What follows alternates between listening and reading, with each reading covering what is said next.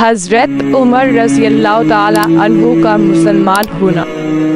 جب عمرو بن عاص اور عبداللہ بن ابی ربیعہ نہایت ناکامی اور ذلت کے ساتھ مکہ میں واپس آئے، جس مطلب کے واسطے یہ گئے تھے یعنی مہاجرین کے حبش سے نکلوانے کے واسطے وہ حاصل نہ ہوا، اور اسی اثناء میں حضرت عمر بن خطاب رضی اللہ تعالیٰ عنہ نے اسلام قبول کر لیا، جو ایک بے مثل بہادر تھے۔ ان کے اور حضرت حمزہ رضی اللہ تعالیٰ عنہ کے اسلام کے سبب صحابہ کرام رضی اللہ تعالیٰ عنہ کو بڑی تقویت پہنچی۔ چنانچہ عبداللہ بن مسعود کہتے ہیں کہ عمر کے اسلام لانے سے پہلے ہم کعبہ میں نماز نہیں پڑھ سکتے تھے۔ جب حضرت عمر مسلمان ہوئے تو آپ قریش سے اس بات پر لڑے اور آپ کے ساتھ ہم نے کعبہ میں نماز پڑھی، اور حضرت عمر اس وقت اسلام لائے جب حبشہ کو ہجرت والے صحابہ ہجرت کر چکے تھے۔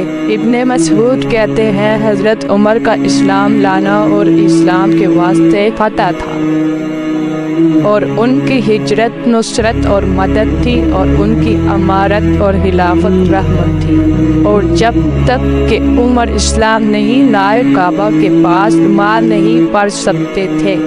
جب یہ اسلام لائے تو قریش سے لڑے، یہاں تک کہ ہم نے ان کے ساتھ نماز پڑھی۔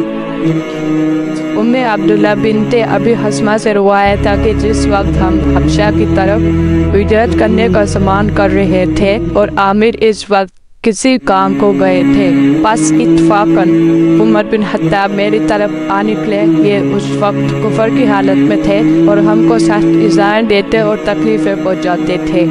کہتی ہیں بس وہ منظر مجھ سے کہنے لگے کہ عبداللہ کیا اب تمہارا کچھ ہے؟ کہتی ہیں میں نے کہا ہاں خدا کی قسم، ہم کیا کریں جب تم ہم کو بے حد تکلیفیں اور ایذائیں پہنچاتے ہو، تو اس لیے ہم خدا کے ملک میں سفر کرتے ہیں یہاں تک کہ خدا ہمارے اس واسطے شادی پیدا کرے۔ کہتی ہیں عمر بن خطاب نے کہا کہ خدا تمہارا حافظ ہو۔ میں نے دیکھا کہ عمر کے دل میں ہمارے جانے سے رنج ہوا، پھر عمر وہاں سے چلے آئے۔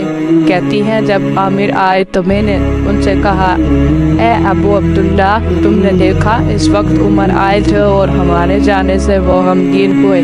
عامر نے کہا کیا تم کو امید ہو سکتی ہے کہ عمر اسلام قبول کرے گا؟ میں نے کہا ہاں۔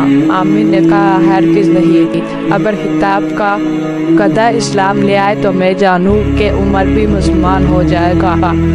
عبداللہ کہتی ہے عامر کا یہ کلام اس وجہ سے تھا کہ وہ عمر کی سختی اور اہل اسلام کی دشمنی کو دیکھ کر نا امید ہو گئے تھے۔